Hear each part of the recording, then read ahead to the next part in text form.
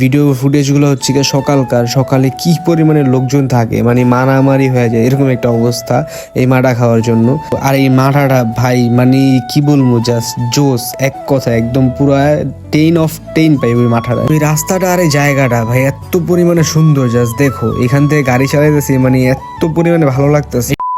আসসালামু আলাইকুম এভরিওয়ান, কি অবস্থা সবার? আশা করি সবাই ভালো আছো। সো আমি Ahmed Sujan, welcome to my new blog. আজকে সকাল সকাল বের হইতেছি, এখন বাজে 6টা। মূলত আমাদের বের হওয়ার কথা ছিল আরো অনেক আগে, লেট হয়ে গেছে অনেক। আমাদের বের হওয়ার কথা ছিল 4:30 5টার দিকে, আর এখন বাজে অলরেডি 6টা। তো সকাল সকাল উঠার কারণ হচ্ছে আমাদের যাওয়ার কথা ছিল রস খাবার জন্য, কিন্তু আমাদের ঘুম থেকে উঠতে অনেক লেট হয়ে গেছে। তো যার কারণে এখন দেখি এত রস পাবো না, তো যার কারণে ভাবছি সবাই মিলা গিয়ে আলদি বাজার যাবো। আলদি ওই ফেমাস মাঠাটা, ওই মাঠা খাইতে যাবো সবাই মিলা। কিছুদিন যাবো দেখতেছি ওই মাঠা নিয়ে অনেক কাহিনী চলতেছে, মানে অনেক দূর থেকে ওইখানে নাকি লোক যায় খাবারের জন্য। তো দেখি কি এমন আছে ওই মাঠার মধ্যে যে এত দূরের থেকে মানুষজন খাবার জন্য যায়। তো আজকে আমরাও বের হয়ে গেলাম সকাল সকাল, দেখি ওই মাঠার মধ্যে কি আছে এমন যে এত দূর থেকে লোকজন যায় খাবারের জন্য। তো আমরাও যাই আজকে, দেখি ট্রাই করি কি অবস্থা, তোমরাও দেখতে পারবা। তো সম্পূর্ণ ব্লগটা দেখতে থাকো, কেউ স্কিপ করবা না। আর হালদিবাজার যাওয়ার জন্য আমাদের কেরানীগঞ্জ থেকে কিভাবে যায়, সো এইটা আজকে পুরোপুরি দেখতে পারবা। তো সবাই দেখতে থাকো। মূলত আজকে আমাদের প্ল্যান ছিল যে আজকে সকাল সকাল উঠবো সবাই মিলা, আর যাবো হচ্ছে রস খাইতে। আর রস খাওয়ার পর ওইখানে তারপর যাবো আমরা হালদিবাজার। কিন্তু আমাদের রস খাওয়ার হলো না। আমি জানি আমি যদি রাত্রিবেলা ঘুমাই যাই তাহলে আর আমি সকালে উঠতে পারবো না, এত সকালবেলা। যার কারণে আমি রাত্রে ঘুমাইনি, আর সবাইরে বলে দিয়েছিলাম যে আমি কল দিয়ে উঠাবো সবাই, আর সবাই যার যার মতো অ্যালার্ম দিয়ে যেন দেওয়া রাখে। আর আমি সারা জায়গায় ছিলাম ঠিকই, কিন্তু লাস্ট ফিনিশিং এসে 4টা বাজে কিভাবে জানি ঘুমাই গেছি। এটা কোনো কথা? সারা রাত এত কষ্ট করলাম যেন না ঘুমাই, আর এই লাস্ট ফিনিশিং এসে ঘুমাই গেছি। যাই হোক, এখান থেকে তেলমেল লোড করে আবার আমরা এখান থেকে রওনা দিয়ে দিলাম।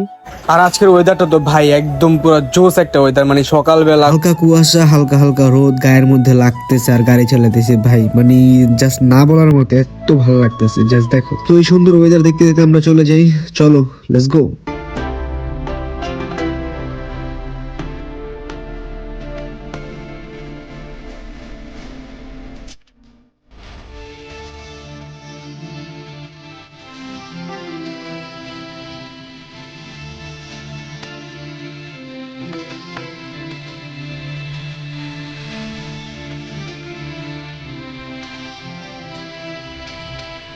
তো আমরা এসে বললাম মোল্লা বাজার, আর এখানে ছোট্ট একটা নদীর মধ্যে বড় একটা ফেরি পার হইতে হবে আমাদের। মানে নদীটা ওরকম আহামরি বড় না, কিন্তু এটা ফেরিটা অনেক বড়। এখানে সবাই গাড়ি মারে উঠে, তারপর এখান থেকে পারাপার করে।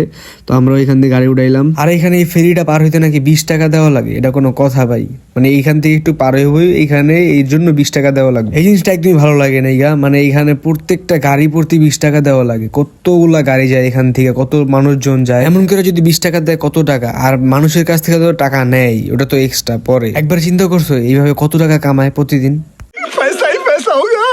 মানে টেকাই এত টাকা কই রাখবো ভাই? যাই হোক ভাই, না রাখতে পারলে আঙ্গু আছে দিয়েন, আমাদের পকেট পুরো খালি আছে, আমরা রেখে আপনাদের হেল্প করুম নে। আর এই হেল্পটা করার ভাই আমাদের অনেক ইচ্ছা, প্লিজ এই সুযোগটা দিয়েন আমাদের। তো এই রাস্তাটা আর এই জায়গাটা ভাই এত পরিমাণে সুন্দর, জাস্ট দেখো এখান থেকে গাড়ি চালাইতেছি মানে এত পরিমাণে ভালো লাগতেছে, এইটা জাস্ট তোমরা না আসলে বুঝবা না। তোমরা আস্তে আস্তে অনেক দূর এসে পড়ছি, কিন্তু আমাদের রাস্তাই শেষ হইতেছে না। মানে আমরা পুরোপুরি জায়গাটা চিনি না, যার কারণে আমাদের অনেক প্যারা লাগতেছে, কারণ অনেকটা দূর আসছি, তারপর এই জায়গায় শেষ হইতেছে না। তাই এখানে একটু থামলাম, আর আমাদের প্রচুর পরিমাণে ক্ষুধা লাগছে, যার কারণে এখানে একটা হোটেল আছে। তো এখান থেকে একটু খাওয়া দাওয়া করি, তারপর এখানে কিছু লোকজন আছে, ওনাদের কাছ থেকে কথাবার্তা বলতেছি, জিজ্ঞাসা করতেছি ভাই যে কত দূর লাগবো কেমনে কি। তো ওনারা বললো এখান থেকে আরো নাকি আধা ঘন্টার বেশি লাগবে গাড়ি চালায় গেলে, আর গেলেও নাকি আমরা ওইখানে গিয়া মাঠা পাবো না, কারণ ওইটা নাকি সকাল 7টা 8টার দিকে শেষ হয়ে যায়। এটা কোনো কথা? তো এত দূর কষ্ট করে আসছি, এখন আবার ফিরত যাম। তো যার কারণে বললাম যেটা কাজ করি, যদি নাও পাই তারপরে যাই দেখি কি অবস্থা। তো এর কারণে দেখি আশা ভরসা করে যাইতেছি, দেখি পাই নাকি। পাইলেও তো ভালোই, আর না পাইলে আর কিছু করার নাই। তো এখন ওরা তো গাড়ি টেনে যেতে দেবো, চলো যাই, লেটস গো।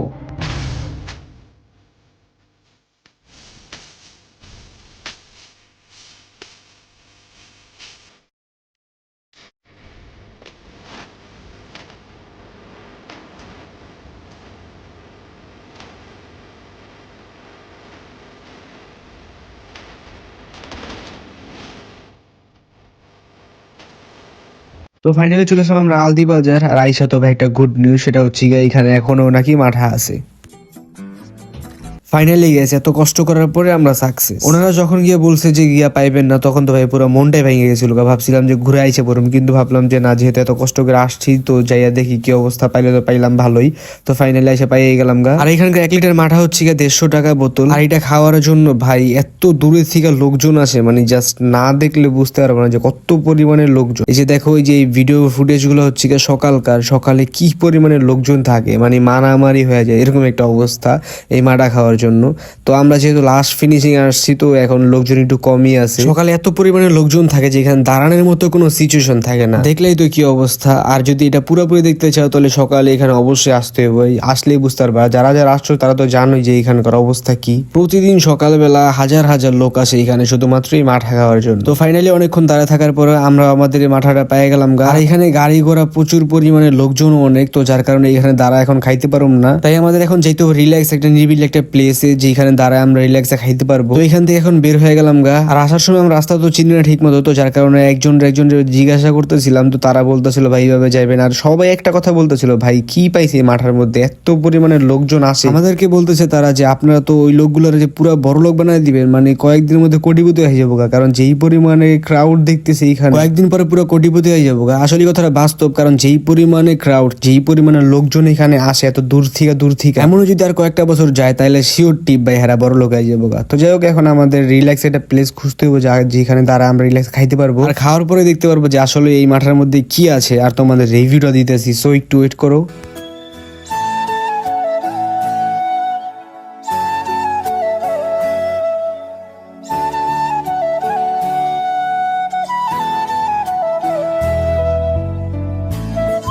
তো ফাইনালি আমরা সুন্দর একটা প্লেস পেয়ে গেলাম যেখানে দাঁড়া রিল্যাক্সে খাওয়া যায়। আর লেট করতে পারতেছিলাম না, কারণ ভাই এতক্ষণ লেলে ঘুরতেছি, মানে খাইতে পারতেছি না, মানে কেমন যে লাগতেছে। তো ফাইনালি এখন অবশেষে খাইতে পারবো। আর এই মাঠাটা ভাই মানে কি বলবো, জাস্ট জোস, এক কথা একদম পুরো 10 of 10 পাই ওই মাঠাটা। মানে তোমরা না আসলে ভাই এখানে বুঝতে পারবে না যে আসলে এইটার এত চাহিদা কেন। আসলে বিষয়টা হচ্ছে গিয়া, মানুষ যদি ভালো কিছু তৈরি করে, ভালো কিছু বানায়, সো ওইটার ফল অবশ্যই পায়। যেমন এই আলদিবাজার এই লোকগুলা, মানুষ কত দূরে থেকে আসে এই আলদিবাজার যে এই শুধুমাত্র এই মাঠাটা খাওয়ার জন্য। সো ভালোই লাগলো আজকের এই দিনটা, এই মুন্সিগঞ্জের ভিউ, এই জায়গাগুলা মানে একদম পুরো জোস। আর এই মাঠাটার তো কোনো কথাই নেই, একদম পুরো 10 of 10। সো এখন আমরা এখান থেকে বের হয়ে গেছি, সবাই গাড়ি মারি ঘুরায় একদম পুরো ডিরেক্ট এক টান দিয়ে চলে যাবো, কারণ সেই সকাল ভোরে বের হয়েছি আর এখন বাজে প্রায় 12টা প্লাস। সো আমাদের তাড়াতাড়ি এখান থেকে যেতে হইব। সো গাইস, আজকের জন্য এই পর্যন্তই। সবাই ভালো থেকো, সুস্থ থেকো, আল্লাহ হাফেজ। আর তাড়াতাড়ি সবাই পেজটা ফলো করে দাও, আর ভিডিওতে একটা লাইক দিয়ে দিও, অবশ্যই কমেন্ট করে জানাই দিও ভিডিওটা কেমন লাগছে।